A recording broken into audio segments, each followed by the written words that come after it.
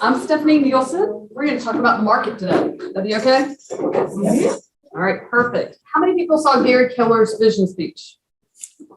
Okay, perfect. For you that already saw it, just pretend like you haven't heard it before. And for everybody else, you'll be surprised. I wanted to start with a few slides from his vision speech because I wanted to give you a little bit of context around the Trend Talk slides that we're going to talk about today. Would that be okay? All right. So we're not going to go through all 84 slides of the vision speech. You'll be happy to know. So we will get out of here probably around 9 tonight. So first of all, let's take a look at annual home sale prices. Does anybody notice that home sales have been going up at an astronomical price? All right, so looking at the annual home sales, right, we are thinking that, holy smoke, 28.2 million homes were sold. These are nationwide numbers, and that's a lot, right?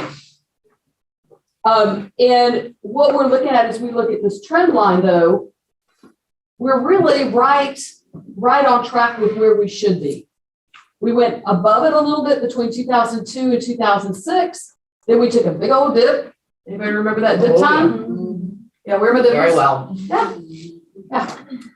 And then we started our recovery, right? But we really didn't get back to the trend line until 2021. We went slightly above the trend line, and at 5.9, we're right at that trend line. Does that make anybody feel better? Not really. Okay. All right. Well, how about this? How about home prices? Because we've seen home prices do this whole like hockey stick ramp up, right?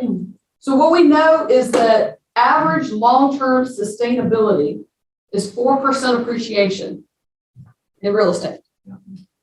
Last year, you were looking at about 22% appreciation, right, depending on the price. So if you own something that you were selling that feels fabulous, if you were buying something that may not feel as fabulous, but here's the trend line on that, right? So here's where we should have been. So we were just slightly above it again in 2022. This was as of February of 2022. So all of this time, we were below where our prices should have been because of that dip that we took. So we ramped up, we got well above the trend line in 2007. And then what happened? We felt like the world ended. I still remember an economist coming on and saying that there was a red circle of death around Atlanta, and nothing outside the red circle of death would ever come back. Not come back for 20 years, never come back. Guess what is in the red circle of death? You're sitting in it? Yeah. I mean, it's hot, but yeah. Canton, all of that. Just, it was going to be never to recover. I remember the time going, you're crazy. There's too much, there's no place else to build. When the world's not over, it just feels like it is today.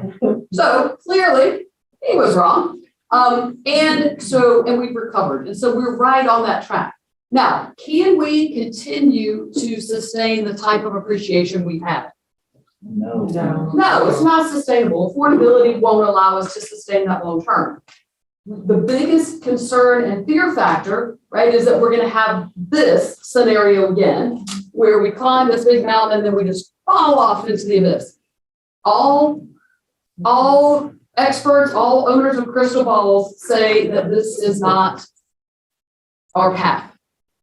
Right? There were a lot of other factors that went into that.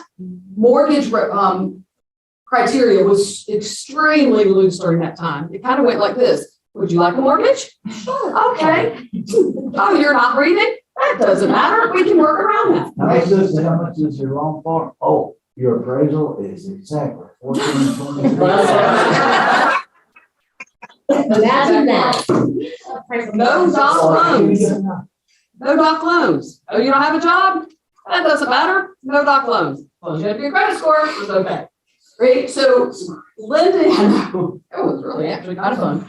But anyway, it was a great party. And then the police showed up. We had to come out here and all that.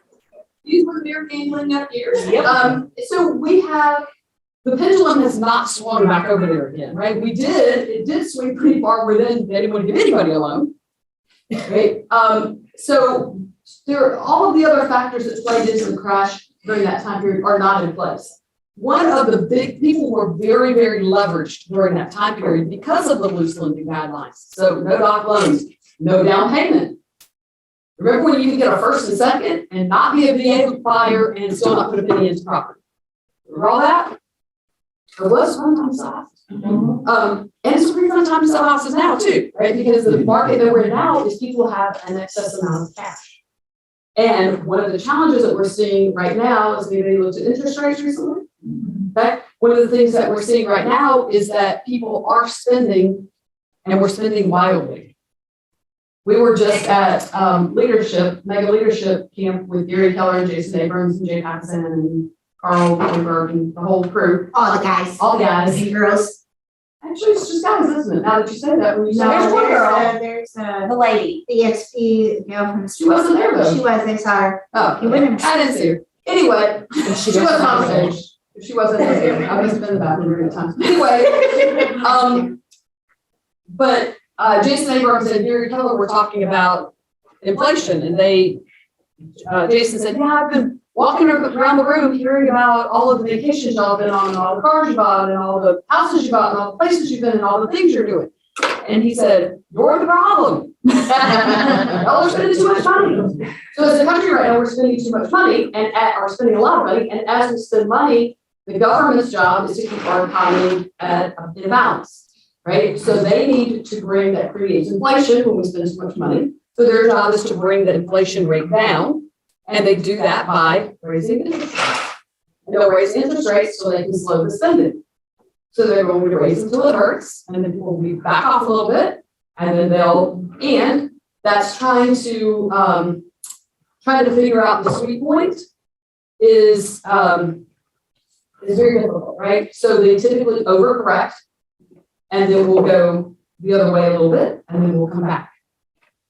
So just know when we're seeing these soaring home prices and people are saying things like, "Oh, I'm not buying a house right now." Are you hearing that? I'm going to wait for prices to come down. All of the experts are saying this is our new floor.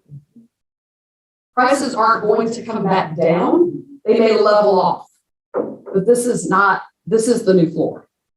Does that make you feel better? Worse? It makes me feel better, but it doesn't make everyone else feel better. It seems like all the people that I'm talking to, they're like, "Oh, you're just an economist? How can you prove that? It's not went up in 2008, just the way the economy works." So it goes in cycles. Yeah. Right? Yeah, right. Yeah. But they're like, "That's crazy to think that it's not gonna crash." Well, so if you look back over time, right, this is where you do become the economist, right? And educating them. If you look back over time, it usually doesn't crash. It ebbs and it flows, it cycles, right? So showing them slides like this, being able to educate them with the trend line. So this is the home price history since 1990, right? And it's been pretty steady. We had the dip here, but 4% is sustainable. That keeps up with cost of living increases, inflation, all of the things. So 4% is sustainable. When we get above the 4% line, then we know it's going to correct. So what the projection is nationally is that we'll have about 9% appreciation this year, which is still above 4% for those of you who are not great in that.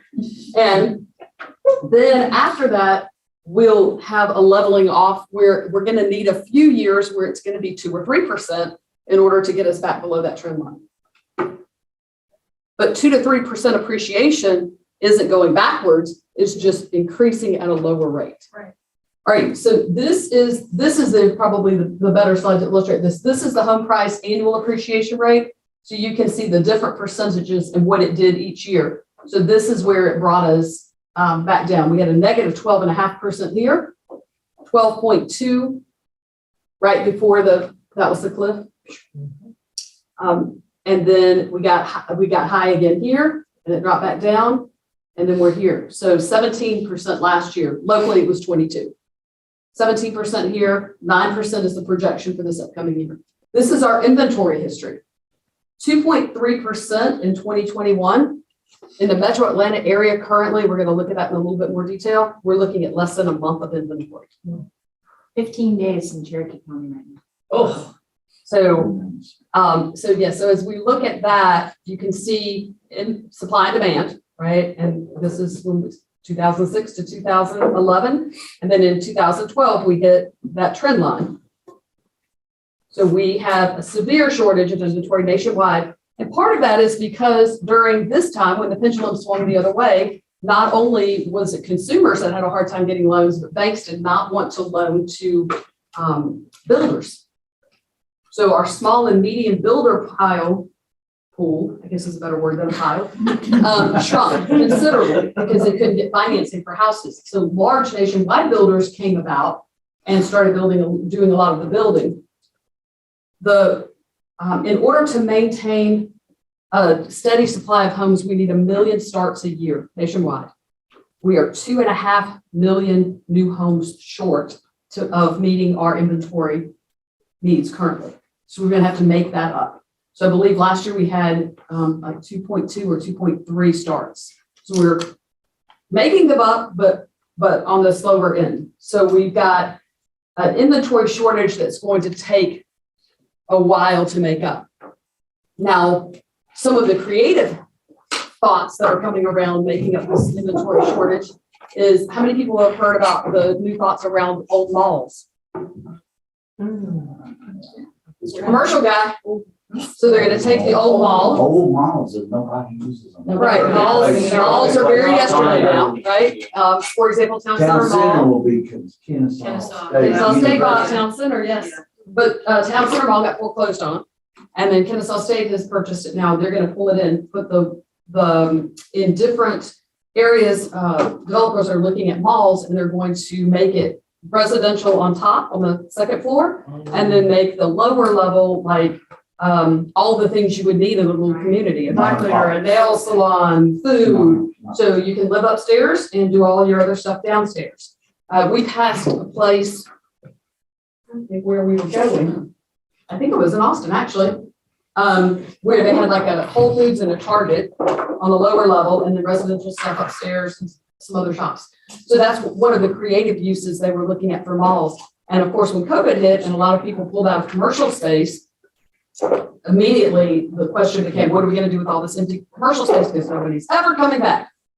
People are coming back. Surprise.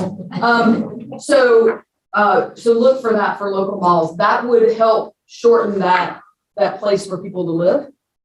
I had a great meeting with Jeremy Crawford, who is the CEO of FMLS. FMLS is also looking at adding fractional ownership sales to what we do, right, with different things. So that's something, more information to come. All right, this is our the monthly inventory in 2020, 2021. That one. Mortgage rates. Okay, mortgage rates. So we had gotten down to 2.96 in 2021. Current rates are, we have no Supremes here, around 5 today, 5.25. What are they doing? 5.25. 5.25 today. How many people are panicked by that? How many people think that's a super high rate? How are you going to get your buyers to buy? I think it needs to get about 7 or 8. Well, you're in luck, because it probably will. We had someone panic on, like, not panic, but we had someone we were talking to, but it also motivated them to want to move faster. Yeah. And they also had the question about, well, if I get approved, do I get locked in? So like so it made him want to move faster to panic. Yes. So when I got in the business back in 1942 or 1988, same. Thank you, Terry. I mean, people go, wow, you did this in 1942. You know that license. How about I wasn't here in 1942. Your license starts with 0. We did 5 digits, so 4 digits. I'm license number 1. So if you can get anything for less than 10%, that was 1988, April of 1988. Anything less than 10% was a deal, right? You scored if you got an interest rate less than 10%. So you do have plenty of room for that. Sandy, you've been around for a long time too. You've seen some higher rates. So here too. There you are over there. Hi, all right. So the historical average from 1990 to 2020 is 5.97. And the historical average from 72 to 1920 is 7.81%. Right, when Gary Keller got in like 78, 79, it was 16.63%. Yeah, Jim McCall. Yep. Yeah, so Gary said, if you want to talk to me about interest rates, wait till they get to be about 16%, and then I'll have a conversation with you about interest rates. So the Fed has already told us that they're going to continue to raise interest rates. How many more increases this year? 4 or 5. One of the biggest is one we started with. Yeah, They come back to what thickness. and they will continue. They will, I should not say continue, they will abandon ship if the economy starts to get wonky or if we have an event, right? Because they said before that they would have increases. But here's the thing, they told everybody we're having an increase. That means if you're going to make a move, you should do it now before the next increase comes. So whoever said they had a client that it motivated them, this would be a good time, right? Before interest rates continue to go up. So in order to slow down the spending, we're going to have to get interest rates higher than inflation. Right, to kind of balance that out. All right, so this is the affordability index, because this is the other thing that buyers are like, affordability doesn't really exist. So this is our affordability index on a long-term average, 20.3, and we're actually at 16%, or at 16 in 2021. So people are still in that affordable range. They're still making enough money to afford a home. We're not pushing it. We were just really behind in the values of our home. Does that make sense for everybody? So this is an affordability in perspective. So based on inflation. So if you were to take the different things, a car, and cost of average car in 2021 is $46,404. In 1989, it was $15,350. If you adjust that for inflation, it's increased about 30.22%. If you look at gas, this was in February before the gas hike, $3.51 in 2021. It was 97 cents in 89. Adjust for inflation, it's up about 56%. The price of a home was $346.9. An average mortgage payment is $1,455. In 1899, it was $94,825 for the mortgage payment. Adjust for inflation.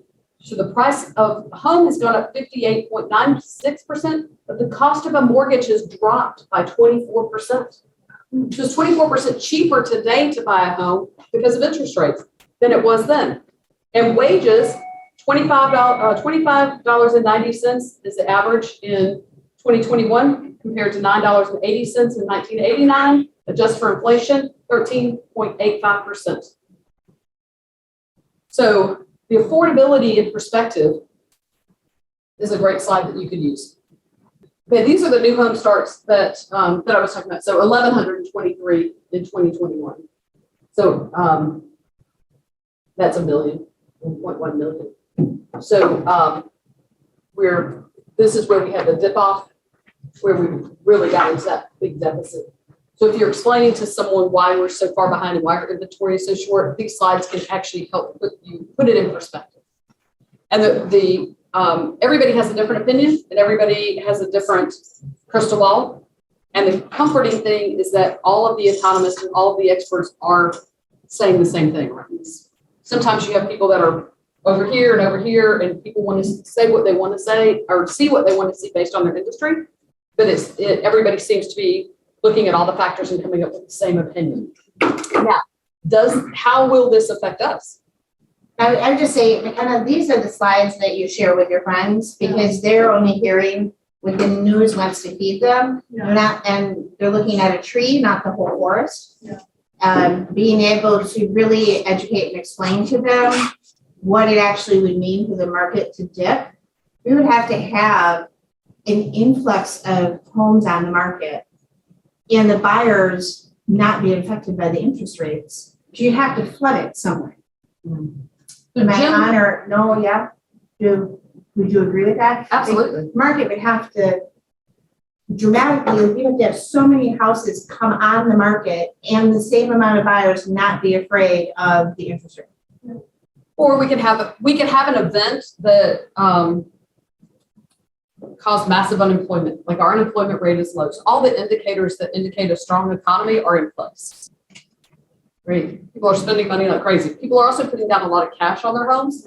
So currently, if you had something, let's say that we had massive unemployment and people had to sell their homes very quickly.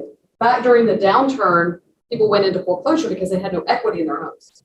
We're seeing people put so much cash into homes currently. So when there are multiple offer situations, they're coming up with a significant amount of cash plus their down payment. So, and then the market is escalating quickly. So if the market retracted, they still have a big margin.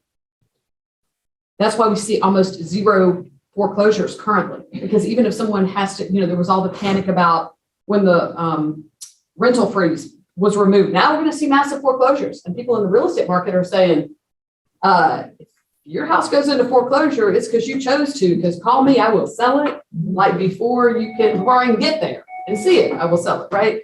So there's so much equity in homes right now that it would take something catastrophic. Now, I'm not going to say that won't happen over years, and that's why we watch this constantly, because we want to be students of the market and we want to anticipate what's coming and anticipate the market of the moment. And the gift of the interest rate rising means people won't pull the equity from their home because the money's too expensive.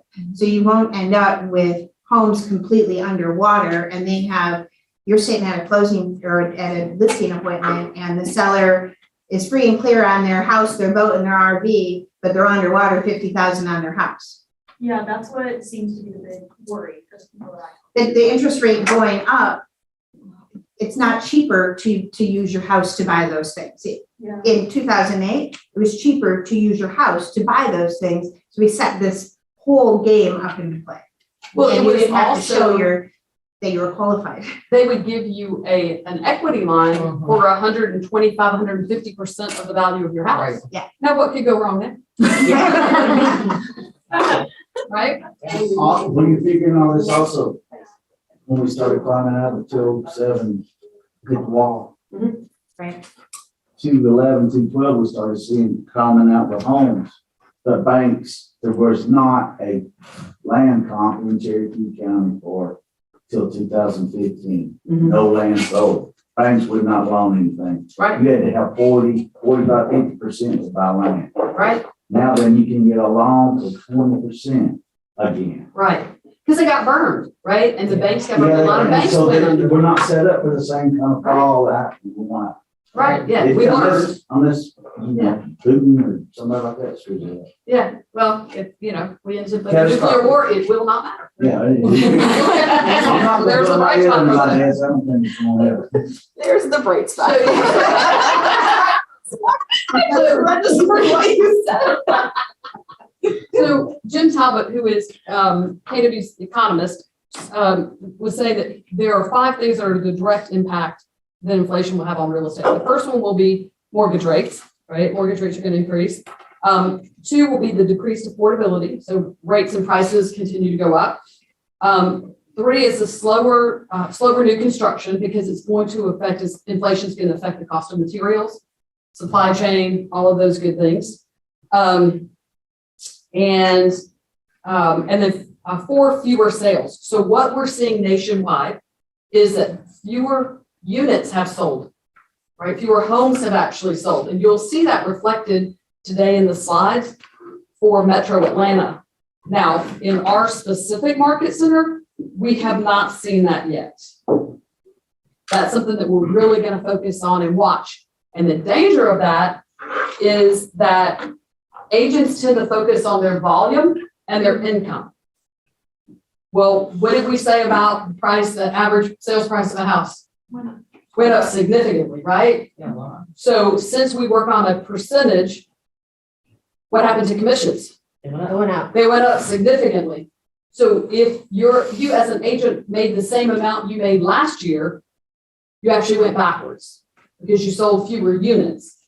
So let's say that you sold 10 units and the market levels and inflation plays a role and the number of units sold go backwards, your income just went backwards. So focusing on the number of units, continuing to do your lead generation, continuing to do all your activities so that if the market levels when the market levels, we know it's going to level, right? When the market levels, your income's not affected by that. Does that make sense? And then the fifth thing that he said was recession becomes more likely as inflation goes up. It has to be balanced out. So they typically overcorrect, which then puts us into a recession. Now, nobody knows when the recession's coming. Some people say we're already in a recession. So we know that there will be that balancing. It could be a year, it could be 2 years, it could be 3 years. It can never happen that we end up in a deep recession. So the question is always, what's your plan? What's the plan that you're going to make around that? So Trend Talk has actually changed a little bit. How many of you are aware that FMLS took out the areas? How many of you have no idea why we had areas in the first place or what they correlated to? I don't like it either. Terry. Do you know what? Did I explain to you why we don't like areas? Those are all. And that's how it used to be. Don't mess with it. That's exactly right. That's right. My oldest son is an agent. He's been an agent for probably 8-9 years. And he said, I don't know why they had those numbers in the first place. And I'm like, what do you mean? Why do we have the numbers? Because it's correlated to the map. He goes, I remember that map. We used to have that big eagle size thing that always took up the front seat. We had to move it. Or GPS. That's how we got around. We took the map and you correlated the area to that map. And that was how we found things. So he's like, nobody cares anymore. Nobody knows what area 112 is. Why? I'm like, I know what it is. So, Trend Talk no longer uses areas. You'll never have to learn them. Never have to learn them. So we have a new numbering system. How are you gonna schedule showings without the number? Forget showing, scheduling shows, how we find anything that ever was about the number. Well, very well. So they have numbered it. Fortunately, Cherokee County is number 1, 2, 3, 4. Woo! They started at the top. So that's how, and then here's your little code to the side. I wish that he had said area 112 used to be, now it's number 1. But he didn't, because I had a hard time. Cherokee County I could pick out. 13. Not that bad, but 13 is the other part of our territory, I think. I'm like, is it 13 or is it 15? I think that used to be area 81. Who knows? I think it's 13. 13 is North Fulton. Which one works better for us? It's North Cobb. But 13 used to be North Fulton. right, but now it's yes. So I think this used to be area 81. That's what I have made. So I have to go look at an old FMLS map. Wow. Clearly, no one in here is using area 81 because you would know right off the top by the ship. But anyway, so this is where the data is comprised from. These 41 new Trend Talk labeled areas, formerly FMLS areas. So these are the top Atlanta companies by market share. This is the only slide in the entire, well, no, that's not true. There's one other slide, I think, that deals with specifically with companies, but all the data throughout this presentation is metro-wide, and it's all the companies, everybody's data pulled together. So we're looking at a more global picture of Metro Atlanta, not just Keller Williams data. 17.7% of all of the transactions that closed in Metro Atlanta closed with Keller Williams. Our next closest competitor was 4.5%. And then it drops down from there. Here's your listing history, active sold and supply. You can see that it's been pretty, the numbers sold have been pretty steady. We had a little bump up right there. And again, just go back to the old days, 2009, look at the black lines are all the ones that were for sale and the red lines were actually the ones that sold. So we're actually selling more now with the red lines than we did back in 2009. We just have far fewer choices. So now you just better, if you see something, you better get it. So change in number sold, right? So over the last 3 quarters, we've seen a drop in the number of units sold in these 41 areas. So in third quarter, down 7.5%, then 7.7%, then 7.9% over the first quarter of last year. So we're seeing that drop in units that they're talking about nationwide. Now for our office, we were up, in 2020, we were up 17.5% over the previous year. In 2021, we were up 11.7% over the previous year. And this year, we're up 9.9% over the previous year. So we are not experiencing a decline in sold units to this point. I would ask you to please continue to sell this. Our monthly sales, you can see, this is again for all of Metro Atlanta, is down just slightly what it was last year.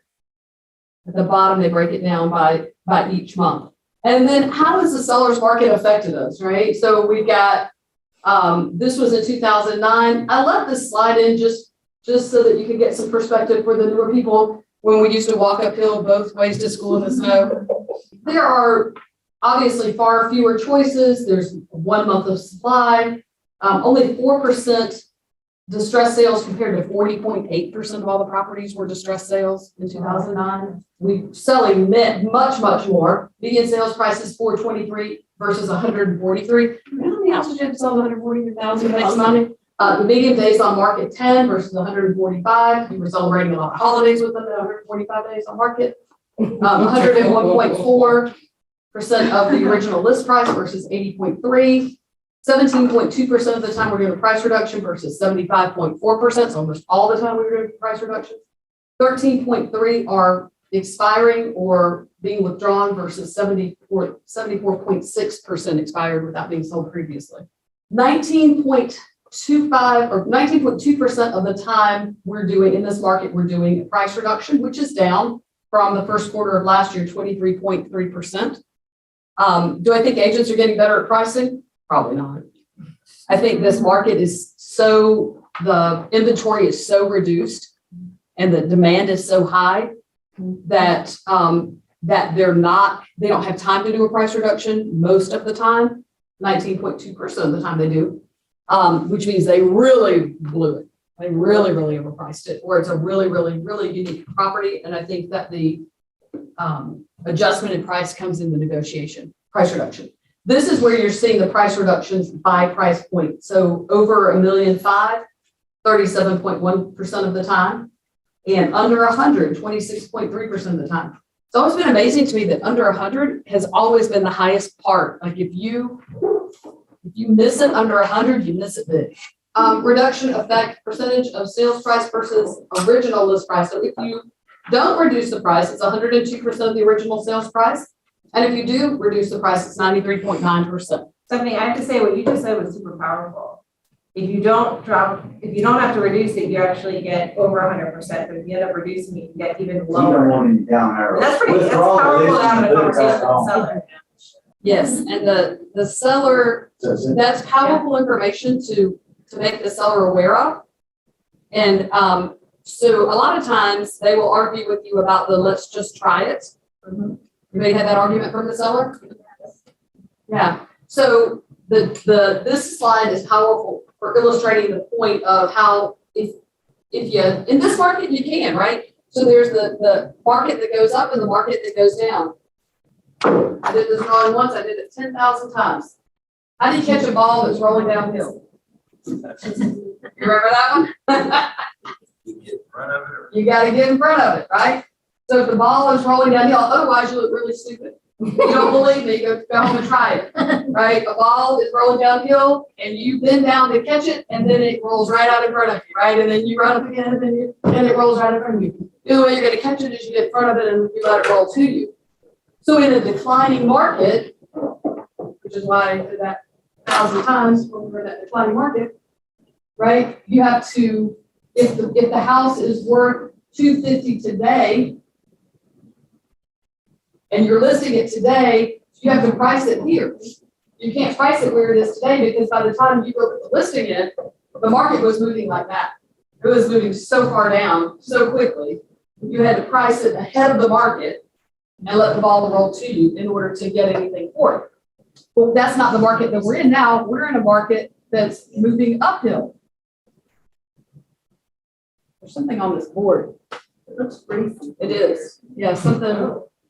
I'll fuck with the pen. I bet somebody wiped it off with one of those.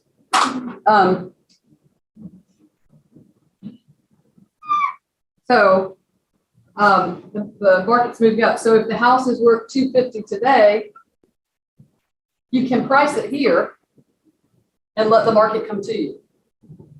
Right? It will still roll to you.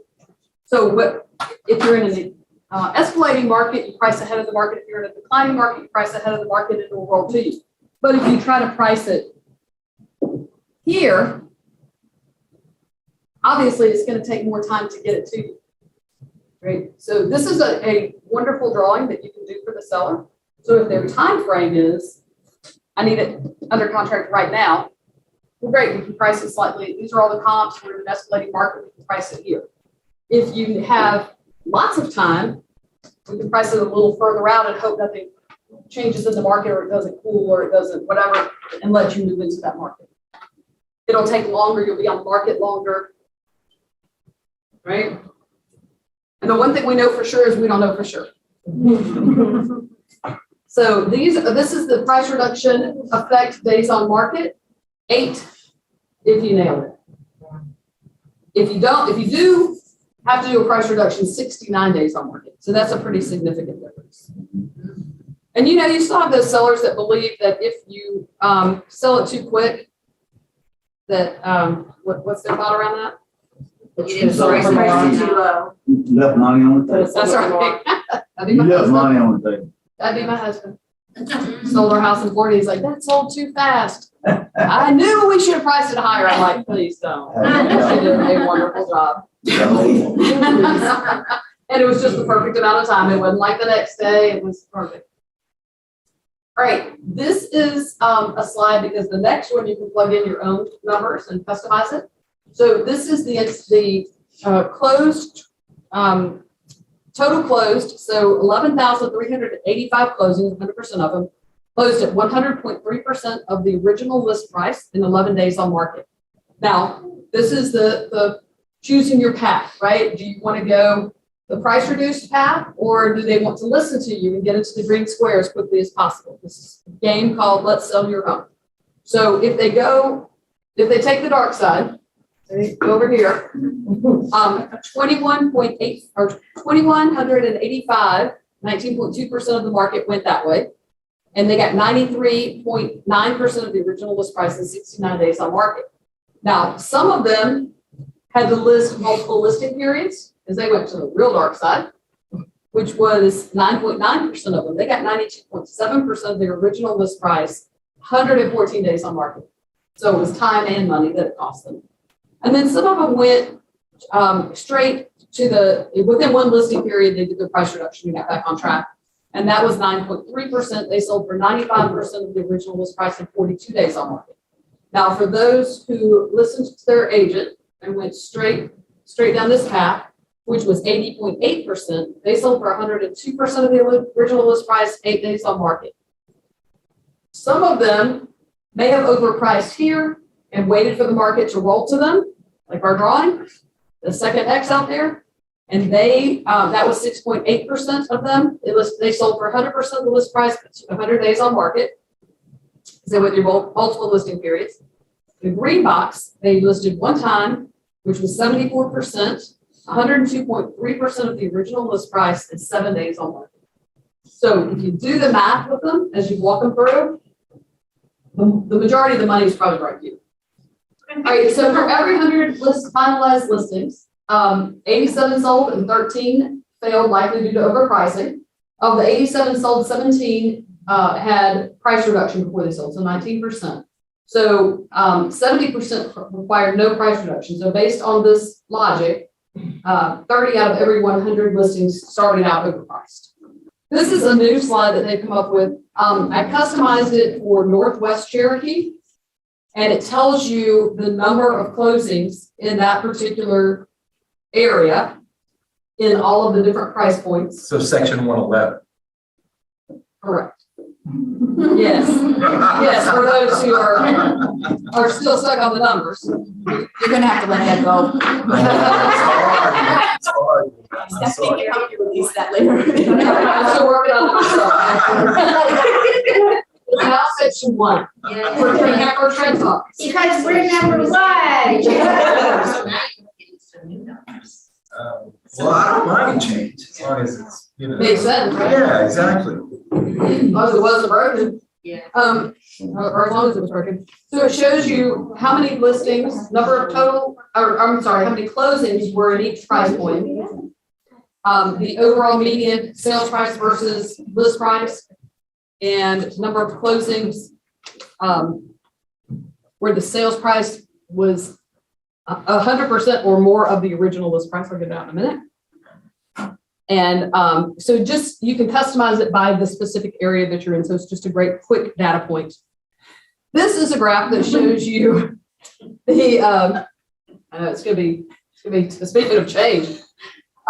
It shows you the trend of the first 14 days. So where the median sales price was more than the original list price, you can see it's kind of leveled off right here at 100%. So prior to that, they had all been more than 100%. And now we've leveled off in that for number of days on market, and sales with sales price over the original list price has maintained high, 65%. Is that a surprise to anybody? Days on market for properties with a sales price over 100% of the original list, 7 days. So the percentage of change versus same period as last year, and again, this is most of the slides in here are customizable as Chuck has changed them. This is the total area by price point.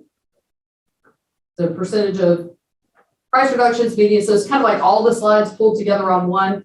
If it is better, it's green. If it is worse, it's red. If it is not significant change, like this is either 0 or 0.09, it's yellow. So it gives you a quick look at the area that you're going into, and everything's kind of on one side.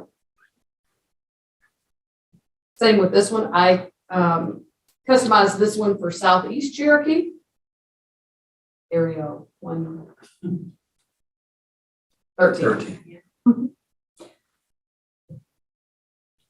Which is the best.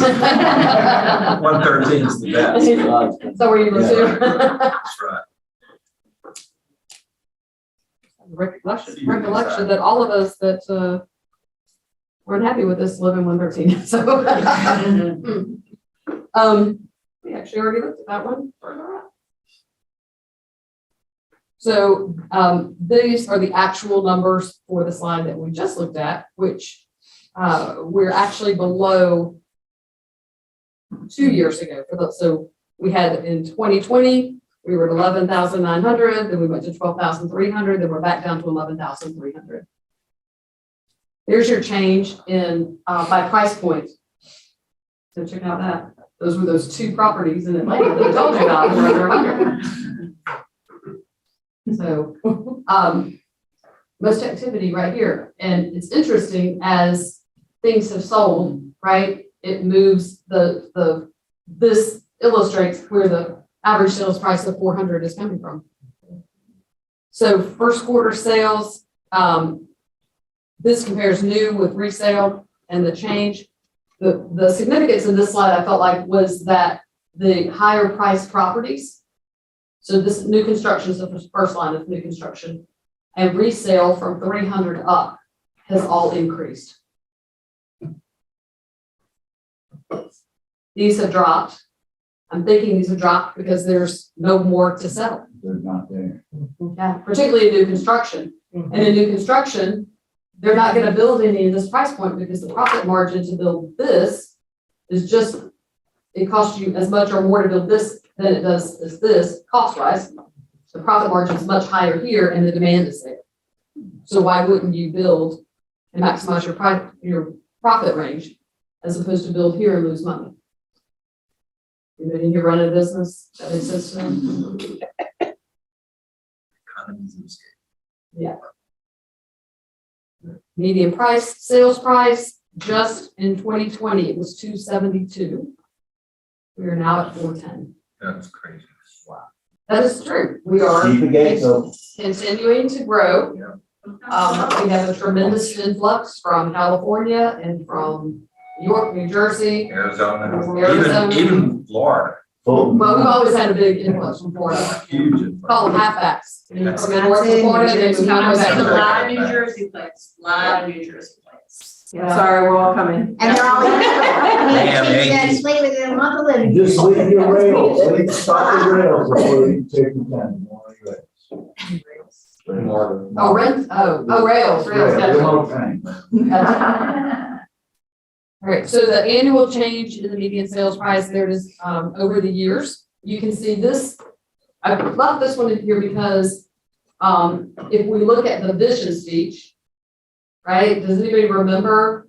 I don't think it goes back quite, I'm gonna say that it was like 12.5%. Was that was actually 2006, wasn't it, on the national? 2005 was huge. Jackson, can you pull up more than one screen so that you can just see it? Yeah, in 2005, we were 12.2 and then it dropped to 1.3. Oh, can we see that? So we had a much bigger jump. I'll tell you what, can you just put the one up for, take the vision speech down and just make that a little bigger. Okay, so in 2013, where we went up 35.4%, nationwide it was 11.5. We went up 35.4% when the country went up 11.5. In 2011, when we dropped 16.7, the country only dropped 2.7. In 2012, they went up 7.8% and we went up 6.3%. So that was pretty on track. So we've outperformed in the area. In 2020, we were 9% right on target. So we've since the recovery, we've been tracking pretty well with it nationally, except for a 35.4% spike. All right, annual median sales price. This I thought was just kind of cool because it gave you a little bit of a history of we were here and then we went there, and then it took us to about right here to get back. 2014, we got back to 2007. So 7 years. And then if you drew the trend line, Yeah, it's where it's supposed to be. It's where it's supposed to be. yeah, we're pretty much right on track. People don't believe that when you tell them. I know it helps to actually show the data instead of just telling them, because again, you think, well, of course, that's what we see because that's what we want to see because we're in the business. And Alan and I have even had that conversation, right? He said nobody thought the market was going to crash in 2006 and 2007. But guess what? Gary Keller was saying it was going to crash for 3 years before it crashed. He's the most pessimistic optimist I've ever met in my whole life. Right? He truly does watch the market every single day. He surrounds himself with economists that watch this. He studies it. He's watching for it. So the fact that he's not, that he's saying, listen, we're expecting it to be good, solid, and stable, makes me feel good. I don't know that in the 19 years I've been here, he's ever projected a good market. And he also follows it up with this. It's going to be a good, solid market, and you better pay attention. Okay? Watch your units, watch your expenses, build up your cash supply. You know, all the same things. This is the median sales price history. So this has been tracked, the Skittles slide, I call it, has been tracked since 2003. So it gives you the whole history as it's gone up and down, and you find your line by color. The red line at the top is today. The better way probably to look at this with a client is you can pick the year that they purchased or that you're looking at versus today. So this was 2008. This is today. So it's a quick slide that lets them see their appreciation. Okay, percentage of original list price received by sellers. So this just gives you a quick history. In 2020, it was 96.8%, then it was 100%, now it's 100.3%. Percentage of Atlanta closings listed. This is the other slide that is company specific. Where Keller Williams was on both sides of the transaction. We co-op with ourselves. How many people love to co-op with the Keller Williams agent? How come? Generally, Why is it We smooth don't and have- easy? we're not- We're all we're trained. not eligible. We're not y'all work. We're trained right. Yeah.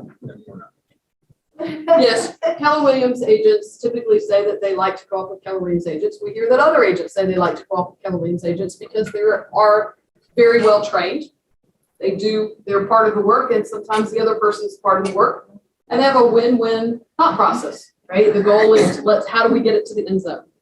Your buyer wants to buy, my seller wants to sell. How do we keep the emotions out of the transaction, focus on the goal, and let's work together. Even though we are both representing different people, we can still work together to get the ball in the end zone and achieve everybody's goal. So yes, and so we see that happen 24.2% of the time. And by the way, our closest competitor does it 13.9%. Median days on market, 11. Up just 45 in 2020. So we're getting fast. Not only is it speed to lead, it's speed to the table now. There it is by price point. Seller paid closing costs. I was a little bit surprised by this slide, to be perfectly honest with you. 40.2% of the time, the seller is contributing to closing costs. Anybody else surprised by that? Yes. No, it's because they're overinflating the price and they're cutting it back by that. That or the only thing you can do is when you've got some inspection that came back is say, hey, listen, pay some closing costs. Well, that's true. That's the only way I've ever done That's it. true. They're overpricing and undercutting. That is it exactly. I think, Mr. Bradford, I did not think of that. But Yeah. That's I why think- I just got a little couple of mine, 5,000 in closing costs because the inspection came back crap. think- They weren't gonna do anything. I think you are exactly right, because inspections now, people don't want to have the seller fix anything. It's all ease and all that, so they'll just say in lieu of, can't say that in contract, Yeah. in lieu of repairs. Right. Reduces our paid closing costs, and then the buyer will take care of their own repairs. I know when Ursula's son bought this house in Arizona, that poor agent. Not because of Ursula, it's worse than that. When he got his inspection back, we had steak night, and so Ursula had me and her and Alan all on the phone with this poor agent at like 8 o'clock on a Friday night. Of course, it was only 6 o'clock to her, but 8 o'clock for us, and there may or may not have been wine involved, as we told her how to do her There job. may or may have. Yeah, there may or may have Yeah. been wine involved, as we told her, just do this, do this. Well, in Arizona, apparently, they don't do repairs. Like, Florida doesn't either. it's every man for himself. You buy the house, do you want it or do you not want it? She was trying to explain that to us, which we did not comprehend. Sort of like the changing of the FMLS areas. We're like, well, but can you just ask them? Well, but that's not how we do it here. But can you just ask them? It was a food issue, right? We just didn't, well, she went and asked them, they did it, so, whatever. But yes, afterwards, I said to Ursula, she is never going to speak to us again. She's Keller Williams. She's never going to speak to us again when we see her at convention, and she's never working with your child. So these are the seller paid closing costs by price point. So Michael, I think you're probably onto something just as you look at that. I mean, you don't do it under contract with telephones. Yeah, seller closing. Well, that's what amazed me so much. I was like, You only perhaps did I'm making my offers wrong. after the fact. So yeah, I bet that's exactly what it is. Doesn't start out that way, but it ends that way. Problem is the buyer is writing expecting that on a lot of them. And so then you run into a real big issue when they can't get it. Well, these are closed. Yeah, that's what I'm saying. Yeah. It might even be a little bit higher because you have buyers that go in rating high thinking, well, I have the inspection, then I'll be able to get them to give me some money. Mm, And then you end up with terminations. gotcha. Oh, because they can't negotiate. Because the seller's like, no, fine, forget it. I'll just go to that person. He'll take it. Right. Yes, because I have a backup where they're not even I got asking two for backup. the Right. And that's what a lot of the cash investors are doing too. They're giving you a high dollar amount so they can win the bid. And then they do the inspection and they say, oh, by the way, Yeah. $20,000 and you're like, yeah, we need to Well, drop and they'll that. still, maybe only get 5, which still makes them the higher bidder, Right. but they're Right. writing knowing that they're gonna negotiate after the fact. It'd be interesting how many of you tell your sellers, hey, we're gonna accept this, but don't be surprised if they come back. I usually tell them, we're not gonna accept this because they're gonna come back. Yeah. Well, that's what Right, we're gonna go with this one because this is an owner occupant and I just saw the other one. they love the house. We saw the tape. I just saw the other side, just don't ask. Yeah. We're prepared for you to come back and ask for something. And it's as is. Mhm. Yeah. I As had- is where it is. Yeah. Thinking of all those commercial terms. Yeah. Yep. Yeah, I found that some of the investors that were writing those crazy offers didn't come back and ask for a reduction. They just terminated. They were just out. Because everybody knows there's a backup to the backup to the backup to the backup. But the seller then found that the second investor, they didn't want to do two investor backups. Like they took the first investor's crazy high price, but then they would go with an owner occupied second, or either a local investor that was gonna, that had already looked at the house, had already been inside. That Yes. seems to be the key, because there are a lot of No investors blind offers.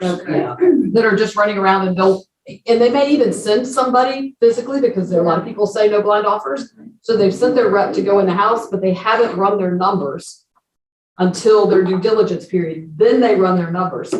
And that's dangerous for a seller if they don't have some kind of ballpark. I mean, you may see something else during due diligence, but you need to have your rough numbers already crunched before you make your original offer. But I found that a lot of the investors that are making bazillions of offers out there, they don't even waste their time until they know that they've got the bid, which I get their point too. Yeah. All right, seller paid closing cost effect on sales price versus original list price. If they are not paying closing cost, it's 100.3%. If they do pay closing cost, obviously that reduces their net to 99.5. And seller paid closing cost dollar amount paid. This was interesting, right? Mostly some nice round numbers. But anywhere from $762 up to $5,000, but that seems to be the cap out, which would make sense with about what the lender will allow. That's what I got. 5,000 on this last one this weekend. So concession. Seller concessions, okay. One of my favorite slides, the month supply. Right, so under 100, 1.8, Very good job. and for 1,000,005 plus 5.4. So a balanced market is considered to be between 6 to 7 months of inventory. So we are in a seller's market in all price points. You never thought we'd see that happen back in 2007, 8, 9, did we? 1.5 million in 5 months. 5 That's months. 5.4 months. And so total average, we have 1 month of supply in Metro Atlanta. This is how it compares to the same period as last year. So we have one house on the market under 100, now we have 2. So we're in a little bit. So you That's can see, double. so this is. And it was bought in 2020 for $50,000. It's actually a tiny home. So I found this to be interesting, right? So in your under 300, we have a little bit more inventory on the market than we did last year. But over 500,000, we have less inventory on the market than we did last year. That's interesting, isn't that? Everything's moved to 7, 9. Because of the price points. Yeah, the Yeah, demand has moved here. So back to what I opened up with is we're spending money at a crazy rate. And your lower price point can't afford to. So who is most affected by inflation? Ho people. Lower price point, right? So, Widens the divide. and inflation causes it to get wider. And that's the harmful part about inflation to a country, which is why the government will step in and balance out inflation. Because people who have discretionary income, inflation is not as big of a deal, right? Some people don't look at the price of gas when they put it in their tank. You need gas, you just go get it. Yeah. Right? If you're crunched for money, you are watching those prices at the gas pump. When food goes up, you feel it. Change your diet, change your menu. That's right. That's exactly right. You have to ebb and flow to it. So the Just more like emergency discretionary. team meeting, forever That's fed. You know, they're struggling. Yes. You know, there are people working 3 jobs and can't keep food on the table. That is exactly right. So inflation is a big divider between the haves and have-nots, and it makes that gap really, really wide. And so that's why we're gonna see the increase in the mortgage rates and things like that to bring inflation under control, because that will really damage a country quickly to have high inflation. So I just thought that that was an interesting observation that we have more. This slide has changed a tremendous amount over the years, right? So yeah, I call this the brave slide, right? So you've got the people out on 285 on their way to the game, out here, out of the market. Used to be about, what, 85% of the people never even made it to the ballpark. Then this is the tailgaters that got to the ballpark, but they never made it inside. And these are people that actually got to the game, sold their house. So we now have 70%. I guess it's because the Braves won the World Series last year. Now it's who wants to go in. 70% actually priced their house well, got it sold, got in the market. 17% are chasing the market. So they priced ahead of the market, but they priced way ahead of the market, and they're chasing that market, waiting for it to catch up with them. And then 13% are the homes that don't sell. They either expire unsold or they're withdrawn, but they're taken off the market and they don't actually make it to closing. Let's take a look at the luxury market. So the luxury market on these slides is broken down into two things, $1 million to $1 million, 4.9, and then 1.5 and over.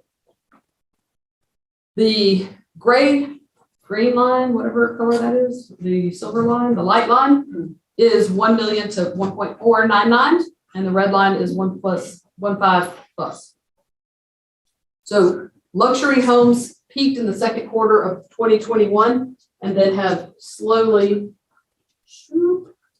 kind of down, but both price points equally. You can see that it took a little jump up for the 1.5 plus homes in the fourth quarter, the first quarter rather, it took a jump up, and the 1 million to 1.5 million down. Which that's also interesting. Sales price versus the original list price, 100% or under 1.499 and 96.8 for 1.5 plus. That's pretty strong. We're all baffled. Are you excited, depressed? What are your emotions? I just left my about 2.5-year-old niece. And they're really big on helping her identify her emotions, so she will go.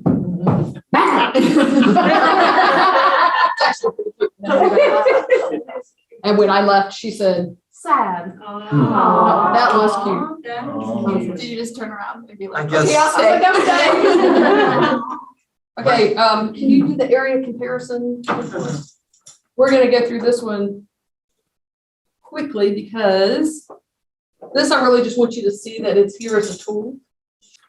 So this gives you all of the data for Cherokee County. There is a slide in here where you can put whatever area you want. So if you're doing a listing appointment in Roswell, So you can put Roswell and it'll give you the specific numbers for Roswell. So Northeast Area 2 used to be 114, correct? That is correct. And it used to be the dog.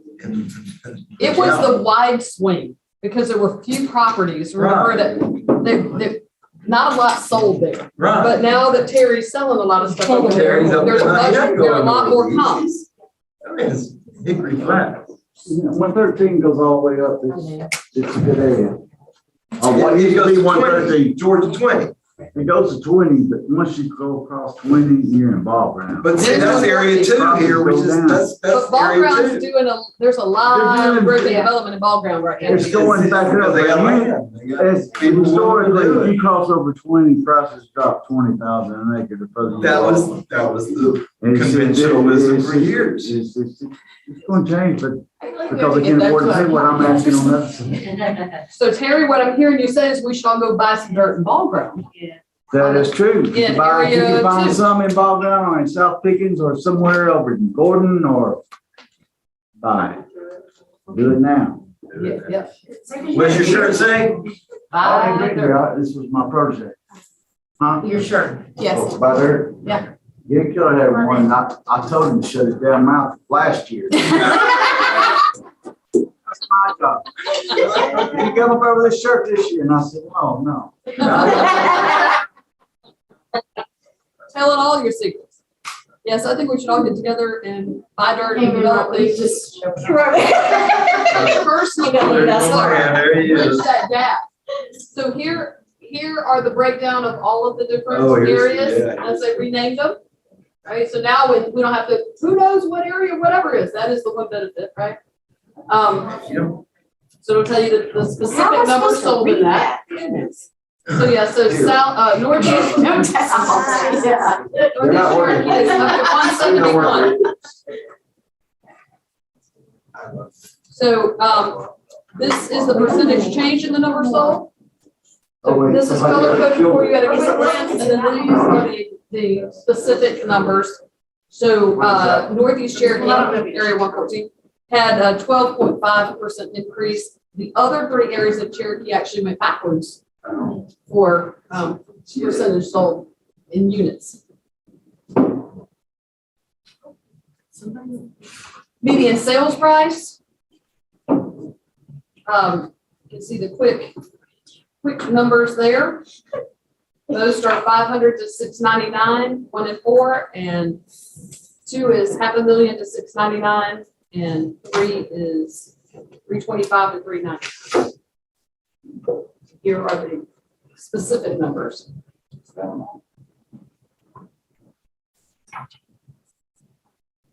Percentage of change in median sales price, 20 to 25% for the yellow, and 10% or less. So area 114 that they were talking about had an increase in median sales price of less than 10%.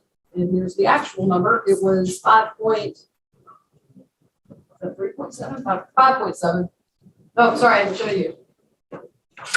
Keeping you in suspense. And I still didn't show you because I went to the wrong slide. There it is. So yeah, so 20%, 22%, and 20.5% in the other areas. Okay, days on market. So the red line coming down is the median for the entire metro area. So in, we were a couple over in Northwest Cherokee and Northeast Cherokee. And again, those are going to be the two that still have the most land. So that's going to take a little bit longer to sell in the sold out areas. Change in days on market. So we had a drop in days in market in those same two areas, even though they were still over the median, and an increase in days in market in Southwest Cherokee. Southeast Cherokee was about the same. Percentage of sales versus original list price. 100, 100, 100.8, and 101. What's 104%? 106. So 4-6. Foresight. Okay. Now Alpharetta. Okay. So incidence of price reductions, we are more price reductions in Northwest and Northeast Cherokee, and fewer price reductions in Southwest and Southeast than the average, or than the median, sorry. Percentage of sales with multiple listing periods. And we're only over, and again, Northeast Cherokee has a lot of land, so. Month supply. So in the northern areas of Cherokee, we're 0 to 0.9 months and 1 to 0.19 months. So less than 2 months of supply anywhere. I like how they just didn't even finish this out.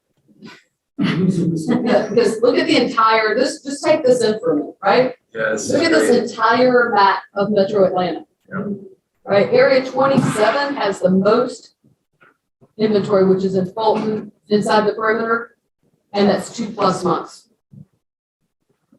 So this says 27, and then 27, whatever that is. So there's your months of supply. That's, Buckhead. Buckhead has 2.4 months of inventory. We buy something in Buckhead, right now's the time. I got 2 in Buckhead this past year. This is No, 3 buyers.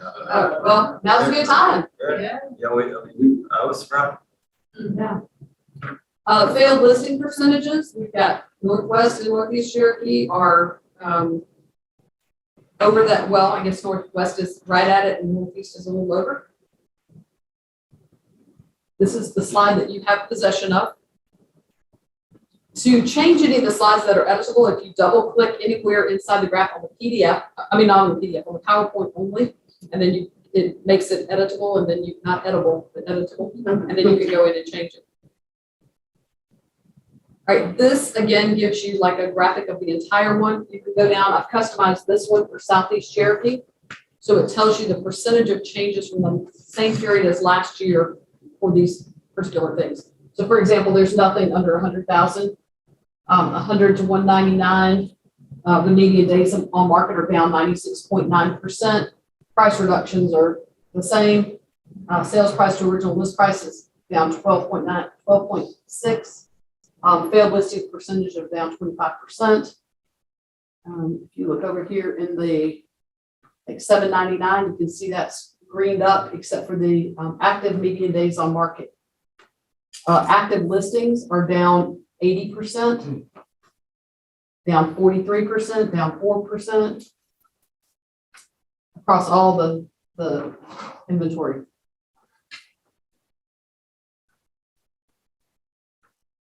So what are your ahas from today? Yeah, and it's a different conversation you just have to have. Yeah. You get and so just having the education around when someone does come back with something, and being able to say, well, okay, I don't have a commonist behind my name, but guess what? This is what it's all showing, and I'm listening to all of them, and just a different conversation to get people motivated. And so staying ahead of it allows you to be able to do that. Just being a student of the market. Yeah. Right? You don't have to be an economist, but this is your business, so therefore you're a student of the market. People who are in the stock market study the stock market. People who are teachers study teaching techniques. People who are in real estate better study the real estate market. And Sandra, don't cut your commissions, right? Right, why do you say that to me? You agreed with me at the last meeting. Okay. We're not a discount brokerage. Do not cut your commissions. Don't. Well, I think We don't knowing have your to compete- value. We don't have to compete with those guys. We work for our money. Well, I think knowing your value, and Yes. money is only an issue in the absence of value. So if you can show, I think if you look out in the parking lot and see the cars that people showed up in, a car, anything that accomplishes the need that you have, everything above that's a want. So we all need transportation. But any car that moves us from point A to point B is transportation. Anything we got above that was a want.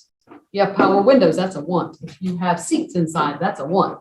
If you have, all the things, anything you have inside that's over the very basic need to move from point A to point B becomes a want, not a need. And so you saw value in that and you were willing to pay for that. It's the same thing to what service do you provide as a realtor that meets the want and provides the value that they need that they will pay for. People will pay to have their wants and needs met, but if they can get the exact same thing for a lower price, then that would be foolish of them not to do that. So what do you provide over and above? And it's really about communicating your value. We bring what I just said. I did. That's exactly what you just said, is we work for our money, and you have to be able to articulate the value, specific value that you bring.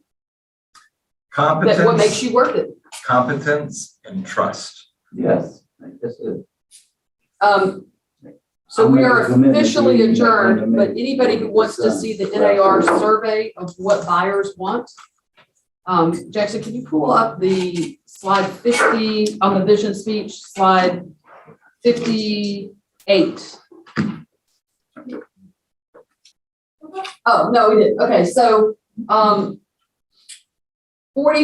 is the trend line for home buyers and first-time home buyers, yes. And we're at 34%. So we're well below the trend line for that, encouraging first home buyers. Can you jump to the next slide? So primary reasons for purchasing a home, you can see the percentages that people gave. So desire to own a home, 28%. And then it drops pretty quick from there. Oh, I don't have to have you do this. I can do it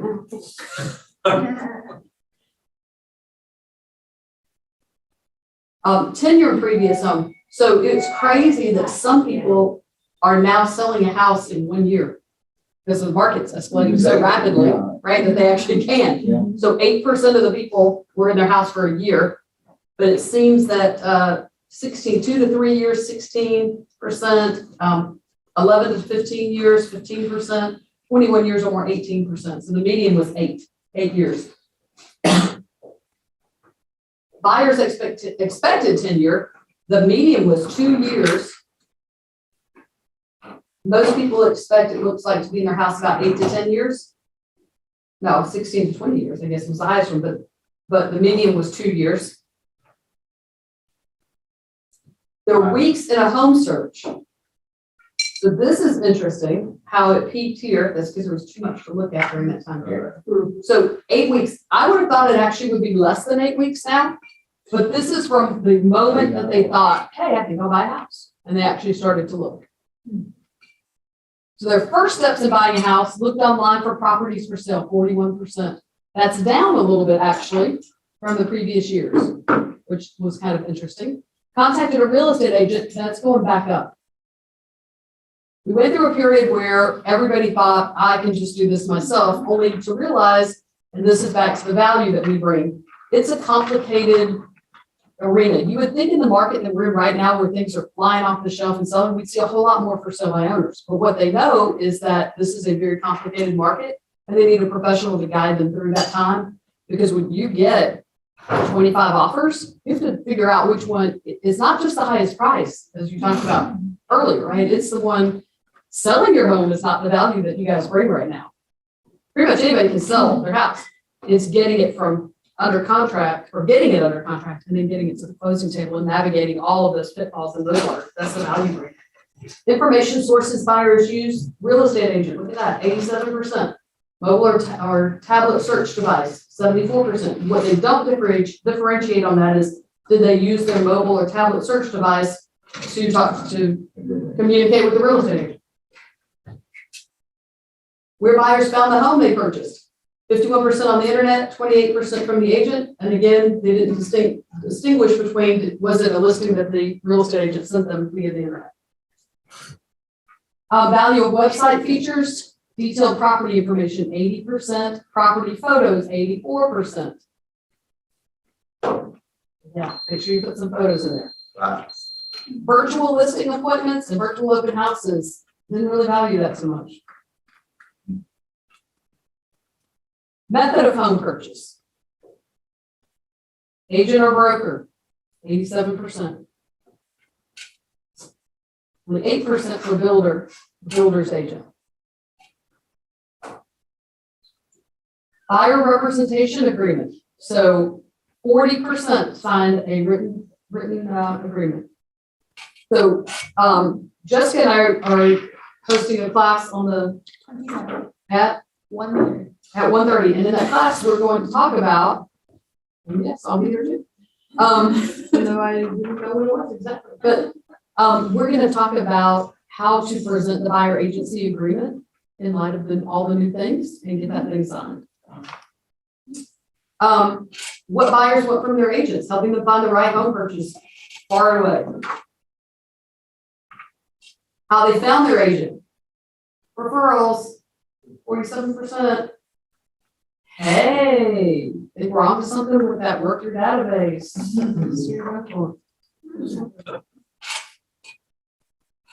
Buyer interviews, 73% interviewed one agent. How about that? If you just show up, you got it. Yeah. 73% of the time. You don't have to be good, you just have to be there. Answer your phone. Yes, answer your phone. Schedule the appointment. Most important factors for buyers, honest and trustworthy. Michael Bradford, that's Listen, competency falls way down here somewhere. Knowledge of the neighbor, yeah. Yeah, experience. So honest and trustworthy, 20% experience, that's competency. 19% reputation, 17, family or friend or family member, 13%. Knowledge of neighborhood, 8%. So So if if you're trustworthy and have experience, you got a 39%. how about that? Caring personality, good listener, that's not, we worked to so much to go, she just says, yeah, yeah, next thing you know that, That's right, they talk themselves into it. yeah. Yeah, the person that talks the most always thinks the meeting went the best. So all she does is let them talk the most, Right. and then they're like, she's brilliant. Yeah. So home is a financial investment, 86% see it as a good investment, and 50% see it as a better investment than stocks. So this is always an interesting one, right? So buyer repeats and referrals, 75% said they would use their agent again, definitely. 15% said probably. That stayed pretty consistent over the years. And that's also fascinating since 2011. It's been pretty consistent. And the ones that actually did. Yeah. So, yeah, it's always much smaller. Yes. So consumers continue to express satisfaction with the process of buying and selling. So 61% of the buyers were satisfied and 70% of the sellers were very satisfied. How sellers found their agents. So referred by a friend, neighbor, or relative, 39%, and used agent previously to buy or sell a home. So 29%. So to Michael's point, 75% said they would use their agent again, but only 29% did. Because they're going with the first person they talked to.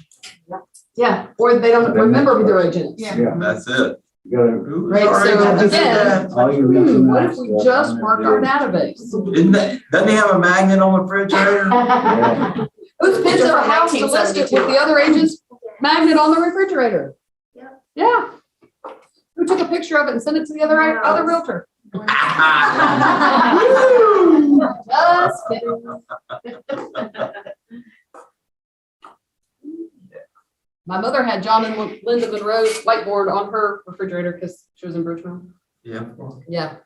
She was like, well, I write things on it. I need it. I Like, can you use know, it. we're in real estate. Yeah, but I write things on it. You just have to give it to me. Everybody says, John, I had somebody call me off of something, I don't remember. Well, yeah, we're going with Linda, with you guys. And I'm like, oh, Linda Monroe, John Monroe. She goes, yeah, that's what you can't do any better than that. Yeah. Congratulations on a great agent. Amen. Go on. Yeah. Yeah, but it was my mother. It was that's. But Linda did bring her soup a lot when she was sick, so I can't really blame her. Oh. So, all right, seller interviews, 82% of the time, one agent. Go on the listing appointment, it's yours. What sellers want from their agents, help price the home competitively, 21%, help seller market the home to potential buyers, 20%. Most important factors for sellers, reputation, honest, trustworthy, friend or family member. Top three. So again, you got a pretty good shot right there. Just in the top two. When I think It's interesting that knowledge of the neighborhood isn't higher. Well, to me, it's interesting, so many people talk about that they're afraid to go, or not afraid, but they're getting of the objection of the 4% on like the commission being lower, and that's really not really, It That plays may in the factor. mind a lot. but it's not, when you look at it, it's not the most important, they're just trying to get it in to ask the question, so if you again can explain your value well enough, and show the other three, it's not really much of a If factor. they're comfortable with your reputation, honest, trustworthy, knowledge of the neighborhood, caring personality, good listener, that's not You relative. can ask for more. Yeah. So then, thank you for bringing that up, Jessica, because does that mean that the commission's really our objection, Right, not theirs? we're projecting it whenever we laying it out there. That's right. We're done. And sometimes it's I just just in don't- people to ask for a deal. Right. You know, I mean, Say it's no. just. Yeah. And you say no, and they say, okay. You Yeah, get what you pay because how for. many times have you had people ask and you say, no, and they say, I had to ask, Yeah. and they go right on with Exactly. their head. I guess that's what it's out to be. Yeah. I've heard that so many times. Yes, Yeah. yeah. So compensation negotiations, so the real estate agent initiated discussion of compensation 47% of the time. Client brought up the topic of real estate agent was willing to negotiate their commission or fee 20% of the time. Client brought up the topic of the real estate agent was not willing to negotiate their commission 5%. Client did not know commissions could be negotiated and did not bring up the topic 13%. Client did not know commissions and fees could be negotiated 15%. It's on there. Yep. We don't So, do much of the land. 74% of sellers, repeats and referrals would use the same agent, definitely. Again, that's gone up, actually, 69% to 74%. 90%, is it 90%? 90% use an agent to sell their home. That's a good slide to use for sellers too, because to NLP, right? What most people do is use an agent to sell their home. Everybody wants to do what's most comfortable. What other people do? Incentives offered to attract buyers, 74% offered none. I have a house, that's your incentive. And it's livable. And you know, next was home warranty policies at 13%. All right, here's your NAR education on the annual, what buyers want. Come to our class on the 27th and we will give you more information on that. Thanks for coming today. Thank Any you. other ahas or, sorry. Oh, wait. Oh, thank you.